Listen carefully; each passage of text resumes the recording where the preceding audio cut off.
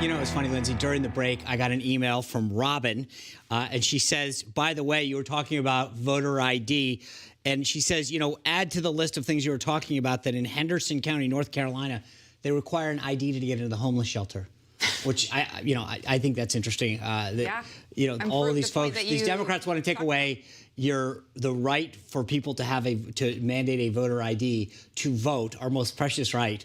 But apparently, according to Robin, in North Carolina, at least in that one county, you need a voter ID to get into a homeless shelter, which shows that, you know, a lot of people who might not be on the upper end of the financial spectrum, if you will, can actually get IDs, and states should help to make them available. That shouldn't be the excuse. Yeah. It's amazing what Democrats are about to do. Yeah, it is crazy. But Sean, as we've been talking about, the Conservative Political Action Conference, also known as CPAC, it kicks off today. And the theme this year is American Uncanceled. President Trump takes the stage on Sunday. A lot of people looking forward to that, to deliver his first speech since his farewell address on January 20th at Joint Base Andrews. Here to break down the conference and what to expect is the chairman himself of CPAC, Matt Schlapp. Chairman, welcome to the show. Good to see you. Hey, great to be with you both again. All right. Well, this year CPAC's looking a little different since it's not in D.C. like it normally is. It's in Orlando, Florida. Hopefully it's nice and sunny down there.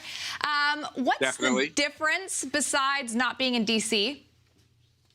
Well, I think the big difference is that we have this split country where you have these blue states that are in lockdown. Schools are still shut. Churches are still shut. Mom and pop businesses and restaurants are struggling to have any kind of viable future. And you get off the plane in Florida, you feel like you're back in America. And they have a governor that believes that individuals can make their own health care decisions, and that government has no right to close down a church or a school or a business. Yeah, well, I bet you also got off that plane from Alexandria, Virginia, and said, it's a lot warmer here in Florida. Maybe we'll do this a few more times. Matt, the theme this year for CPAC is America Uncanceled. Why did you choose the theme, and how are you guys incorporating it into the different things that you're doing? Well, we chose the theme, Sean, because literally the state of Maryland, Governor Hogan, canceled us. They literally said you can't have CPAC safely in Maryland, and I didn't want to be the first chairman in a half a century to not have a CPAC. So we decided that we started looking around at states that were open, and Florida was awfully inviting, and Governor DeSantis and his team have been great. And look, I think he needs to be rewarded for making all the right moves on the pandemic, making all the right moves when it comes to the censorship from big tech. And he's just a great guy, and he's a great conservative, and I think he's America's governor. President Trump speaking on Sunday. Besides that, what are some standout speakers that you're looking forward to? Well, we're going to focus on the Bill of Rights, and each and every one of the Bill of Rights, because every one of them is controversial when it comes to the new socialist bent of the Democratic Party.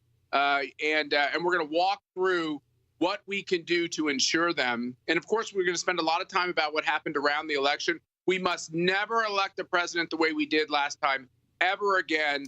And we got to make sure that if we're going to have this many mail-in ballots, that there has to be a security associated with it. And finally, everybody should be able to use their First Amendment freedoms to speak their political mind. And it's what happened to the president with Twitter and Facebook is simply un-American. And let's hope that these companies allow the CPAC content to be fully available to people online as well. Yeah, I know that there's some speculation or some reports, not even speculation, about you guys having Twitter ban some of the content or the links to you. What's the update on that?